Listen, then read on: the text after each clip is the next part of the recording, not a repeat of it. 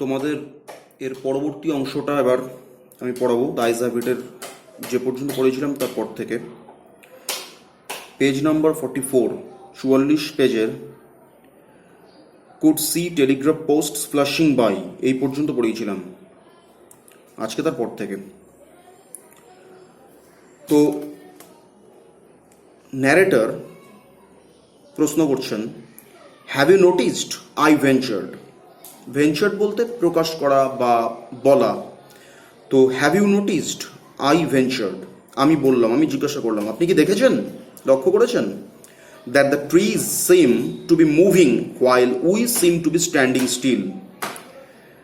Narrator জিজ্ঞেস করলেন যে আপনি কি লক্ষ্য করেছেন যেখানে আমাদেরকে দেখে মনে হচ্ছে যেন আমরা স্থির রয়েছি, সেখানে এই গাছগুলোকে দেখে চলমান বলে মনে হচ্ছে, যেন সেই গাছগুলো চলছে। খুবই স্বাভাবিক একটা দৃশ্য যখন ট্রেন চলে তখন। তো এই কথাটা বলে ন্যারেটর প্রুফ করতে চেয়েছিলেন যে তিনি সত্যিই দেখতে পাচ্ছেন যে জানলার বাইরের দৃশ্যটা কেমন। তো কিন্তু এটা তো একটা খুব স্বাভাবিক ব্যাপার, এটাতে বলারও আলাদা করে কিছু নেই যে আপনি কি দেখতে পাচ্ছেন, আমাদেরকে দেখে নিজেদেরকে মনে হচ্ছে আমরা যেন স্থির আছি কিন্তু এই গাছগুলো যেন চলছে। তো মেয়েটি এর উত্তর দিল, that always happens she said, do you see animals? That always happens, এটা তো সবসময়ই ঘটে। Do you see any animals? আপনি কি কোনো অ্যানিমালস দেখতে পাচ্ছেন, আপনি কি কোনো জন্তু বা কোনো পশু দেখছেন? No, I answered, আমি উত্তর দিলাম না, quite confidently. No, I answered quite confidently. Narrator খুব কনফিডেন্টলি, অনেকটা আত্মবিশ্বাসের সাথে উত্তর দিয়েছিলেন যে না, তিনি দেখছেন না। I knew that there were hardly any animals left in the forests near Dehra. I knew, আমি জানতাম, that there were hardly any animals. Hardly মানে কি? Hardly নেগেটিভ সেন্স ইউজ করা হয়। হার্ডলি অর্থাৎ একেবারেই না, এই অর্থে হার্ডলি কথাটা ব্যবহার করা হয়। I knew, আমি জানতাম, that there were hardly any animals left in the forests near Dehra. আমি জানতাম এটা যে দেহরার জঙ্গলে কোনো পশু পাখি একেবারেই নেই। দেহরার কাছাকাছি জঙ্গলগুলো, তাতে কোনো পশু পাখি একেবারেই নেই। তাই আমি খুব আত্মবিশ্বাসের সাথে উত্তর দিয়েছিলাম মেয়েটিকে যে না, দেখতে পাচ্ছি না। I turned from the window and faced the girl. আমি জানলার দিক থেকে মুখটা সরালাম এবং মেয়েটির দিকে ফিরলাম, মেয়েটির দিকে চাইলাম। And for a while we sat in silence. For a while মানে a while মানে বেশ কিছুটা সময়, এটাকে a while বলে। And for a while we sat in silence, এবং বেশ কিছুটা সময় ধরে আমরা নিস্তব্ধতার মধ্যে বসেছিলাম, মানে কেউ কোনো কথা বলছিলেন না। লেখক বা গল্পের কথক জানলা থেকে মুখ ফিরিয়ে মেয়েটির দিকে মেয়েটির সম্মুখীন হলেন, মেয়েটির দিকে তাকালেন। যদিও ন্যারেটর অন্ধ, তবু তো এটুকু তো বুঝতে পারছেন মেয়েটি কোন দিকে বসেছে তার গলার আওয়াজ শুনে। এবং অনেকক্ষণ তারা কেউ কোনো কথাবার্তা বলছিলেন না। You have an interesting face, I remarked. Narrator এখানে একটা মন্তব্য করে বসলেন যে you have an interesting face. হ্যাঁ, যেটা বলছিলাম তোমাদের, তো ন্যারেটর এখানে একটা মন্তব্য করে বসলেন যে you have an interesting face, যে আপনার চেহারাটা খুব আকর্ষণীয়, attractive. I was becoming quite daring. আর এই মন্তব্যটা করে তার মনে হলো I was becoming quite daring, আমি ধীরে ধীরে অনেকটাই দুঃসাহসিক হয়ে উঠেছিলাম। মানে একটা অপরিচিত মহিলা, কিছুক্ষণের হলো তার সাথে আলাপ হয়েছে, তাকে যদি সরাসরি এই মন্তব্যটা করা হয় যে you have an interesting face, তো এটা অবশ্যই একটা দুঃসাহসিক মন্তব্য। তো তিনি এটা উপলব্ধি করতে পারলেন। কিন্তু তারপরেই তিনি বলছেন, but it was a safe remark, কিন্তু এটা ছিল একটা খুবই নিরাপদ মন্তব্য। Few girls can resist flattery, তার এটা নিরাপদ মন্তব্য, এই রকম চিন্তার পিছনে তার যুক্তি ছিল যে few girls can resist flattery. Flattery মানে তোষামত, কাউকে অহেতুক প্রশংসা করা, এটাকে তোষামত করা বলে। Few girls can resist flattery, খুব অল্প সংখ্যক মেয়েরাই রেজিস্ট করতে পারে বা প্রতিরোধ করতে পারে ফ্ল্যাটারি। ফ্ল্যাটারি বলতে নিছক তোষামত করা বা একটু বাড়াবাড়ি রকমের কিছু প্রশংসা করা। এই প্রশংসা বা তোষামতকে খুব অল্প মেয়েরাই প্রতিরোধ করতে পারে। She laughed pleasantly. তো এই কথা শুনে মেয়েটি খুব স্বাচ্ছন্দ্যের সাথেই হাসলেন, হেসে উঠলেন। প্লেজেন্টলি, স্বাচ্ছন্দ্যের সাথেই। এ ক্লিয়ার রিঙ্গিং লাভ, একটা খুব স্পষ্ট এবং ঘণ্টাধ্বনির মতন হাসি। It's nice to be told I have an interesting face. মেয়েটি বললেন, it's nice to be told, এটা শুনতে খুব ভালো লাগে, I have an interesting face, যে আমার একটা খুব সুন্দর চেহারা আছে, বা আমার চেহারাটা বা মুখটা খুব আকর্ষণীয়। সুন্দর না, সরি, আকর্ষণীয়। ন্যারেটর কিন্তু এখানে সুন্দর বলেনি, বলেছেন আকর্ষণীয়, ইন্টারেস্টিং। তো মেয়েটি শুনে হাসলেন এবং বললেন যে এটা শুনতে খুবই ভালো লাগে যে আমার চেহারাটা খুবই আকর্ষণীয়। I am tired of people, আমি ক্লান্ত হয়ে গেছি মানুষদের কাছে শুনতে শুনতে। I am tired of people telling me I have a pretty face. লোকেরা আমাকে বলেন যে আমার নাকি ফেসটা বা মুখটা নাকি খুব সুন্দর, প্রিটি। এটা শুনতে শুনতে আমি ক্লান্ত হয়ে গেছি। Oh so you do have a pretty face, thought I. আমি তখন ভাবলাম যে আচ্ছা, তাহলে সত্যি আপনার চেহারাটা সুন্দর, তাহলে সত্যি আপনার মুখশ্রীটা খুব সুন্দর।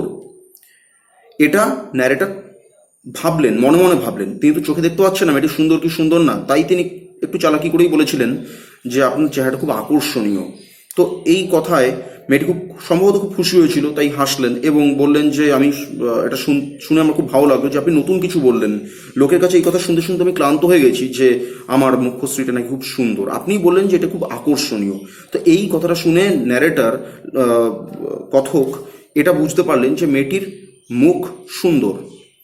অ্যান্ড অ্যালাউড আই সেড, এবং জোরে জোরে আমি বললাম, মনে মনে এটা তিনি ভেবেছিলেন এবং মুখে তিনি বললেন সেটা হলো, well an interesting face can also be pretty. ভালো কথা, একটা আকর্ষণীয় চেহারা সেটা সুন্দর তো হতেই পারে। You are a very gallant young man, she said. মেয়েটি তখন পাল্টা জবাব দিলেন, you are a very gallant young man, আপনি একজন খুব সাহসী যুবক। গ্যালেন্ট মানে সাহসী। But why are you so serious, কিন্তু আপনি এত সিরিয়াস কেন, আপনি এত গম্ভীর কেন? আই থট, এই কথা শুনে আমি ভাবলাম, দেন, তারপরে, I would try to laugh for her, আমাকে হয়তো তার জন্য একটু হাসার চেষ্টা করা উচিত। I would try to laugh for her, আমি হয়তো তার জন্য একটু হাসার চেষ্টা করব, এটা আমি ভাবলাম। But the thought of laughter, কিন্তু হাসির চিন্তাটাও, only made me feel troubled and lonely, আমাকে শুধু অস্বস্তিতে ফেলে দিয়েছিল। হাসবো এই চিন্তাটাই আমাকে একটা ট্রাবলড ফিলিং এর মধ্যে ফেলে দিয়েছিল, একটা অস্বস্তিকর পরিস্থিতির মধ্যে ফেলে দিয়েছিল। অ্যান্ড লোনলি, এবং আমি নিজেকে খুব একাকী বোধ করছিলাম। Well sorry we will soon B at your station, I said. আমি বললাম যে we will soon B at your station, আমরা খুব দ্রুত, খুব তাড়াতাড়ি আপনার স্টেশনে পৌঁছে যাব, মানে আপনি যে স্টেশনে নামবেন। মেয়েটিকে বললেন লেখক, গল্পকথক। Thank goodness it's a short journey, যাক বাবা, বাসা গেল, এটা একটা খুব ছোট যাত্রা ছিল। I can't bear to sit, এখানে বিয়ার মানে কিন্তু বহন করা নয়, এখানে বিয়ার মানে সহ্য করা। I can't bear to sit in a train, I can't bear to sit in a train for more than 2 or 3 hours, আমি একটা ট্রেনে 2 থেকে 3 ঘন্টার বেশি বসে থাকাটাকে সহ্য করতে পারি না, মানে 2 থেকে 3 ঘন্টার বেশি সময় বসতে পারি না একটা ট্রেনে একটানা। Yet I was prepared to sit there for almost any length of time. তো মেয়েটি বললেন যে তিনি 2 থেকে 3 ঘন্টার বেশি ট্রেনে একটানা বসে থাকতে পারেন না, তো এই ট্রেনের জার্নিটা একটু ছোট ছিল, তার জন্য তিনি যেন হাফ ছেড়ে বাঁচলেন। কিন্তু গল্পকথক এই কথা শুনে ভাবছেন, yet I was prepared to sit there for almost any length of time just to listen to her talking.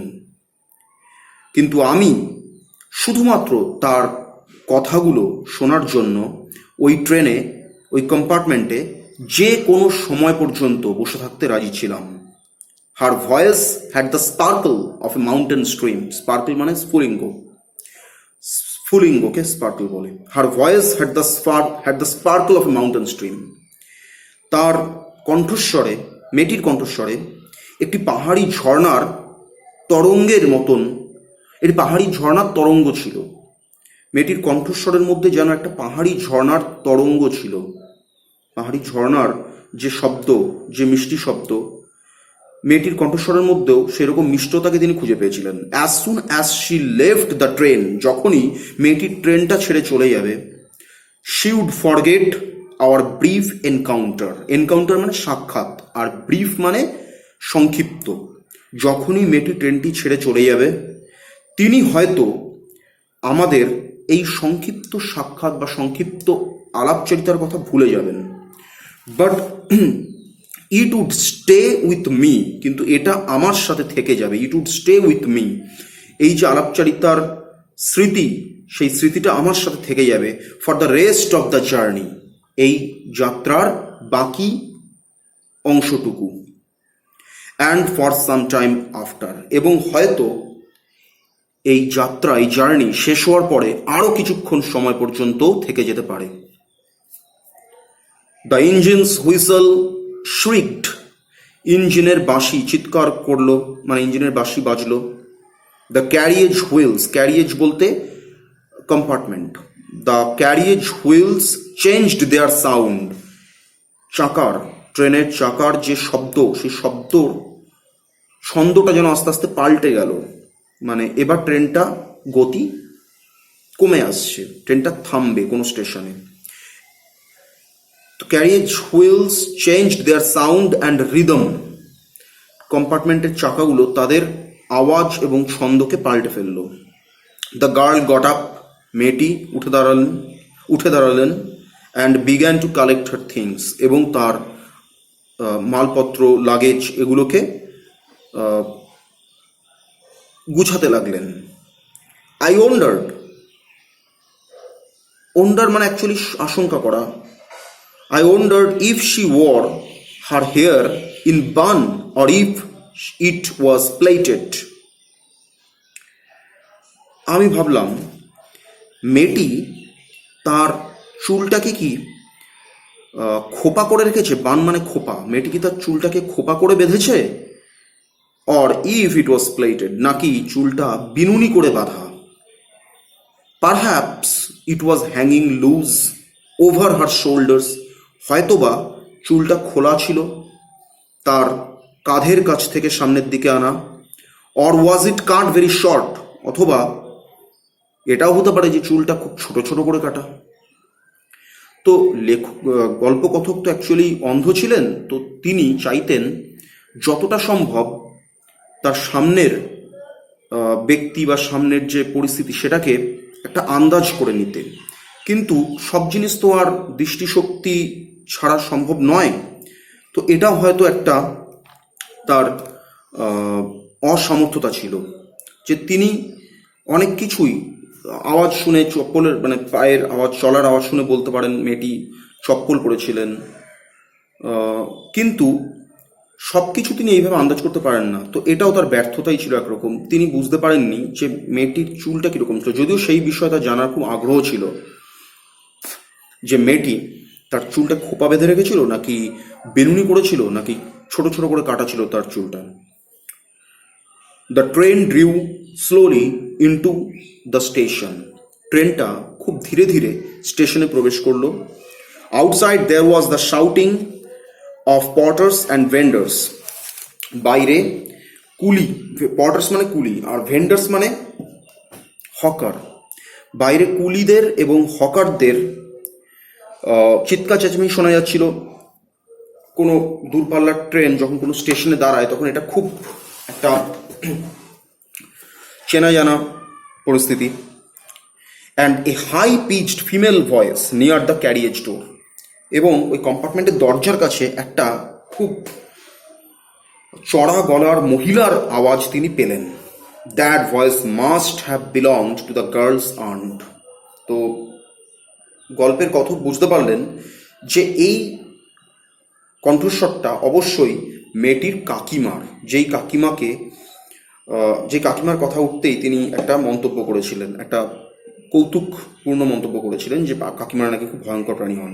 তো এরকম একটা উচ্চ স্বরের আওয়াজ শুনে তার মনে হলো যে এই মানে চিৎকার, এই তারস্বরে চিৎকারটা তার মেয়েটির কাকিমাই একমাত্র করতে পারেন। Good bye the girl said, মেয়েটি বিদায় জানালো কথককে, good bye. She was standing very close to me, মেয়েটি আমার খুব কাছে দাঁড়িয়েছিল। সো ক্লোজ, এতটাই কাছে, that the perfume from her hair was tantalizing. Tantalize করা মানে সামনে ঘুরঘুর করা। সো ক্লোজ, এতটাই কাছে দাঁড়িয়েছিল মেয়েটি যে the perfume from her hair, মেয়েটির চুলের পারফিউম বা সুগন্ধ তার সামনে ঘুরঘুর করছিল, তার নাকে আসছিল, গল্পকথকের নাকে আসছিল। I wanted to raise my hand and touch her hair, আমি চাইছিলাম আমার হাতটা তুলতে, রেজ করতে, রেজ মানে তোলা। I wanted to raise my hand, আমি চাইছিলাম আমার হাতটা তুলতে, অ্যান্ড টাচ হার হেয়ার, এবং মেয়েটির চুলকে স্পর্শ করতে। বাট শি মুভড অ্যাওয়ে, কিন্তু মেয়েটি সেই সময় দূরে চলে গেছিল, তাই গল্পকথকের সেই ইচ্ছার পূর্ণ হলো না, তিনি মেয়েটির চুলটাকে স্পর্শ করতে পারলেন না। Only the scent of perfume, শুধুমাত্র মেয়েটির ওই পারফিউমের সুগন্ধ, মেয়েটির যে সুগন্ধি দ্রব্য ব্যবহার করছিল তার যে সুগন্ধটা, সেই সুগন্ধটা still lingered where she had stood, তখনও ঘুরছিল, লিঙ্গার মানে ঘোরা, তখনও ঘুরছিল, স্টিল লিঙ্গার্ড, তখনও ঘুরছিল, হোয়ার শি হ্যাড স্টুড, যেখানে মেয়েটি দাঁড়িয়েছিলেন। দেয়ার ওয়াজ সাম কনফিউশন ইন দ্য ডোরওয়ে, হঠাৎ দরজার কাছে কিছু কনফিউশন, কিছু গোলমাল বেঁধেছিল, তার আওয়াজ লেখকের গল্পকথকের কানে আসলো। A man getting into the compartment stammered an apology, একটি ভদ্রলোক, একটি মানুষ, একটি লোক, গেটিং ইনটু দ্য কম্পার্টমেন্ট, যিনি কম্পার্টমেন্টে প্রবেশ করছিলেন হয়তো, স্ট্যামার্ড অ্যান অ্যাপোলজি, স্ট্যামার মানে তোতলানো, স্ট্যামার্ড অ্যান অ্যাপোলজি, অ্যাপোলজি মানে ক্ষমা চাওয়া। তো তোতলাতে তোতলাতে কারো কাছে ক্ষমা চাইছিলেন সেই লোকটি, যিনি সম্ভবত কম্পার্টমেন্টের দরজা দিয়ে ভেতরে প্রবেশ করছিলেন। দেন দ্য ডোর ব্যাংড, তারপরে দরজাটা ব্যাং মানে কোনো কিছু বন্ধ হওয়ার আওয়াজকে, দরজা জানালা বন্ধ হওয়ার আওয়াজকে ব্যাং বলে।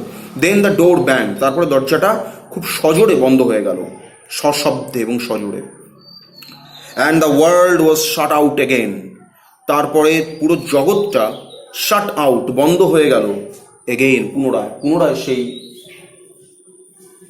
জগৎটা বন্ধ হয়ে গেল, মানে বাইরের জগৎটা, যেই জগতের সাথে তার জানলা দরজার মাধ্যমেই যোগাযোগ হচ্ছিল, শব্দ কানে আসছিল। I returned to my berth, আমি আমার সিটে বসার জায়গায় ফিরে এলাম। The guard blew his whistle, ট্রেনের গার্ড মানে যিনি ট্রেন কখন ছাড়বে তার এবং কখন থামবে তার সিগন্যাল দেন। তো the guard blew his whistle, ট্রেনের গার্ড তার হুইসেল বা বাঁশিটা বাজালেন। অ্যান্ড উই মুভড অফ, এবং আমরা আবার চলতে শুরু করলাম, ট্রেনটা আবার চলতে শুরু করলো। ওয়ান্স এগেইন, পুনরায়, I had a game to play, আবার পুনরায় আরও একটা খেলার সুযোগ পেলাম আমি। And a new fellow traveller, এবং তার সাথে সাথে একটা নতুন সহযাত্রীকেও পেলাম, ফেলো ট্রাভেলার, সহযাত্রী। The train gathered speed, train গতি সঞ্চার করলো, গ্যাদার্ড স্পিড গতি সঞ্চার করলো। The wheels took up their song, চাকাগুলো পুনরায় তাদের সেই গান গাইতে শুরু করলো, নির্দিষ্ট ছন্দে তাদের আওয়াজ করতে লাগলো। দ্য ক্যারিয়েজ গ্রোন্ড, ক্যারিয়েজ মানে কম্পার্টমেন্ট, গ্রোন করা মানে আর্তনাদ করা, চিৎকার করা, গ্রোন্ড আর্তনাদ করছিল, অর্থাৎ সেই চাকার ট্রেন যখন গতিশীল অবস্থা থাকে, সেই চাকার যে আওয়াজ সেটাকে আর্তনাদ করা বলছে। দ্য ক্যারিয়েজ গ্রোন্ড অ্যান্ড শুক, কম্পার্টমেন্টটা আবার সেই আওয়াজ করতে শুরু করলো। অ্যান্ড শুক, এবং দুলতে শুরু করলো। আই ফাউন্ড দ্য উইন্ডো, আমি জানালাটার নাগাল পেলাম। And sat in front of it, এবং তার সামনেই বসে পড়লাম। Staring into the daylight, দিবালোকের দিকে, দিনের আলোর দিকে তাকিয়ে, তাকিয়ে মানে কিন্তু দেখতে পান না, চোখটা ওই খোলা জানলার দিকে রেখেছিলেন। Staring into the daylight that was darkness for me, যেই দিনের আলো বা দিবালোকটাও আমার কাছে অন্ধকারের সমতুল্য ছিল, কারণ তিনি ছিলেন অন্ধ।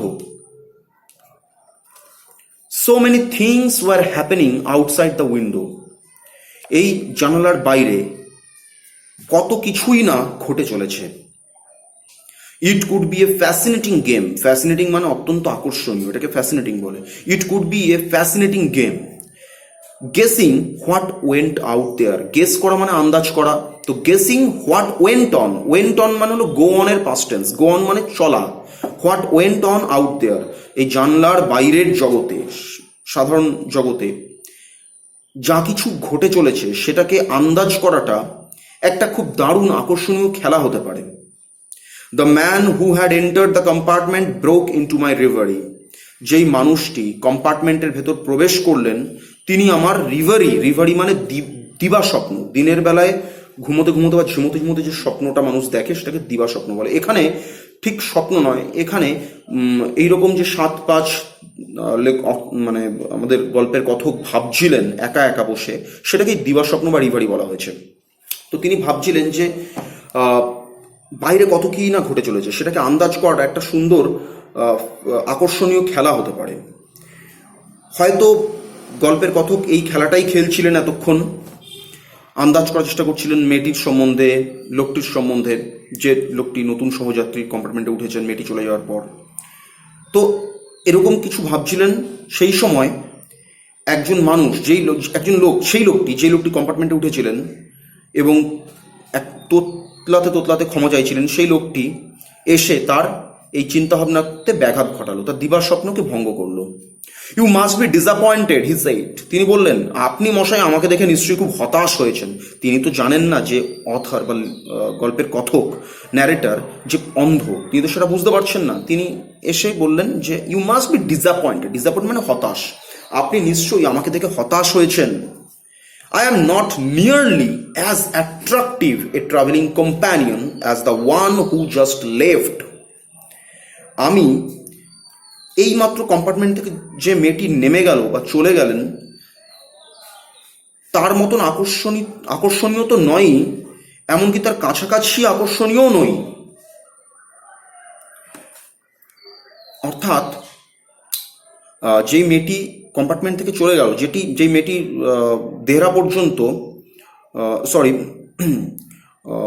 যেই মেয়েটি এতক্ষণ পর্যন্ত সাহারানপুর অবধি ন্যারেটরকে বা গল্পের কথককে সঙ্গ দিয়েছিলেন, তিনি সত্যি খুব অ্যাট্রাকটিভ ছিলেন, দেখতে আকর্ষণীয় ছিলেন। তো তার প্রশংসা এই গল্পের কথকের পরবর্তী সহযাত্রীটিও করলেন। তিনি বললেন যে সেই মেয়েটি এতটা আকর্ষণীয় ছিল, আপনার সহযাত্রী, এতক্ষণ যিনি সহযাত্রী ছিলেন, আমি তার কাছাকাছিও আকর্ষণীয় নই। তা স্বাভাবিকভাবেই আপনি হয়তো আমাকে দেখে খুব হতাশ হয়েছেন যে আমার মতন একজন এত সুন্দর একজন সহযাত্রী পাওয়ার পর এখন আমার মতন একজন বদখত সহযাত্রীকে দেখে আপনার নিশ্চয়ই খুব হতাশ লাগছে যে এত বাকি সময়টা আপনি আমার সাথে কাটাবেন। She was an interesting girl I said, গল্পের কথক তখন উত্তর দিলেন, হ্যাঁ মেয়েটি সত্যি খুব আকর্ষণীয় ছিলেন। Can you tell me did she keep her hair long or short? তো প্রশ্নটা তিনি করেই বসলেন, আপনি কি আমাকে বলতে পারবেন যে এই মেয়েটি তার চুলটা মেয়েটির চুলটা ছোট ছিল, মানে লম্বা ছিল, না ছোট ছোট করে কাটা ছিল? এই রকম অদ্ভুত প্রশ্ন শুনে হয়তো সেই নতুন সহযাত্রীটি একটু অবাক হয়ে গেছিলেন। তিনি বলেন, আই ডোন্ট রিমেম্বার, আমার এটা ঠিক মনে নেই। তিনি বলেন, সাউন্ডিং পাজলড মানে একটু হকচকিয়ে গেলেন, এরকম অদ্ভুত প্রশ্ন কেউ কখনো করে নাকি? I don't remember he said, তিনি বললেন যে আমি ঠিক মনে করতে পারছি না। সাউন্ডিং পাজলড, তাকে একটু পাজলড শোনাচ্ছিল, অবাক লাগছিল তাকে। ইট ওয়াজ হার আইজ আই নোটিস, তবে হ্যাঁ আমি তার চোখ দুটো লক্ষ্য করেছিলাম। নট হার হেয়ার, তার চুলটা নয়। শি হ্যাড বিউটিফুল আইজ, তার চোখ দুটো ছিল খুবই সুন্দর। But they were of no use to her. কিন্তু সেই সেই চোখ দুটো তার কোনো কম্মের ছিল না, তার কোনো কাজের ছিল না। শি ওয়াজ কমপ্লিটলি ব্লাইন্ড, কারণ তিনি ছিলেন সম্পূর্ণরূপে অন্ধ। Didn't you notice? আপনি কি লক্ষ্য করেননি সেটা? তো এই নতুন সহযাত্রীটি অথরকে বা ন্যারেটরকে, গল্পের কথককে প্রশ্ন করে বসলেন যে আপনি কি লক্ষ্য করেননি মেয়েটি যে অন্ধ ছিল? কিন্তু গল্পের কথক কি করে লক্ষ্য করবেন? তিনি নিজেই তো অন্ধ ছিলেন। তো আমি গল্পটা শুরু করার আগে বলেছিলাম যে গল্পের মধ্যে সিচুয়েশনাল আয়রনি আছে, অর্থাৎ পরিস্থিতির পরিহাস রয়েছে। তো পরিস্থিতির পরিহাস এইখানে, এই লাস্ট সেন্টেন্সটা, ডিডন্ট ইউ নোটিস? আপনি কি লক্ষ্য করেননি যে মেয়েটি অন্ধ ছিল? মেয়েটির অন্ধ হওয়াটাই সেই আয়রনি। মেয়েটি যাতে তার গল্পের কথকের অন্ধত্বকে বুঝতে না পারে, তার জন্য গল্পের কথক এতক্ষণ খুব প্রচেষ্টা চালিয়ে গেছিলেন যাতে তিনি তার অন্ধত্বকে লুকোতে পারেন। কিন্তু শেষ পর্যন্ত তিনি দেখলেন যে তার সেই সমস্ত প্রচেষ্টাই ব্যর্থ, কারণ মেয়েটি নিজেই অন্ধ। তো মেয়েটি এতক্ষণ নিজেই বুঝতে পারেনি, মেয়েটি হয়তো বুঝতে পারেনি যে লেখক বা গল্পের কথক অন্ধ, কিন্তু ঠিক তেমনি গল্পকথকও এখানে কিন্তু বুঝতে ব্যর্থ হয়েছিলেন যে মেয়েটি অন্ধ।